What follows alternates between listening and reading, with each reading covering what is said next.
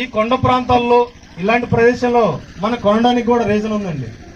మనం హైవే పక్కన ల్యాండ్ బాగుందనో లేకపోతే ప్లెయిన్ గా ఉందని మనం కొన్నామంటే ఆ సాయిల్లో సరైన మన హీలింగ్ రాదండి. ఎర్రచందనం మన ఎర్రచందనం పండాలంటే ఇటువంటి కొండల లొకేషన్ అంటే ఏడవాళ్ళకు ఉన్న ప్రాంతం నీళ్లు నిలబడకుండా ఇటువంటి ప్లేసుల్లో అయితే గనక ఎర్రచందనం అనేది ఒక అడవి మొక్కండి.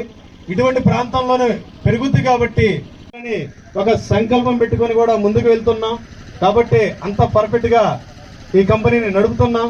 ఇంకో విషయం అండి, చాలా మంది చెప్తా ఉంటారు వీళ్ళు కొండల్లో గుట్టల్లో వేస్తా ఉంటారు, ఇవన్నీ అమ్ముకొని వెళ్ళిపోతారు అనే విధంగా కూడా చాలా మంది అనుకుంటూ ఉంటారు.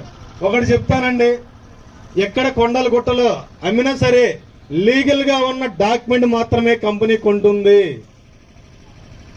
అది కూడా మేము ఛాలెంజ్ చేస్తుంటామండి. మేము లీగల్ గా లేని డాక్యుమెంట్ లేకుండా అసైన్ ల్యాండ్స్ కానీ ఒక కస్టమర్ కి అమ్మితే డెఫినెట్లీ నిరూపించగలిగితే 25 లక్షల ప్రైజ్ మనీ కూడా ఇస్తామని చెప్తున్నామండి. ఇంకా ఎందుకు మనం భయపడాలండి? యాక్చువల్లీ ఈ ల్యాండ్ బాగు చేసేటప్పుడు మన ఎర్రగొండపాలెం సంబంధించిన మీడియా మిత్రులందరూ కూడా వచ్చారు. ఇక్కడ ఏదో పెద్ద కంపెనీ అంట ఏదో ప్లాట్లు వేస్తుందంట. ఎర్రగొండపాలెం అడగండి చెప్తాను.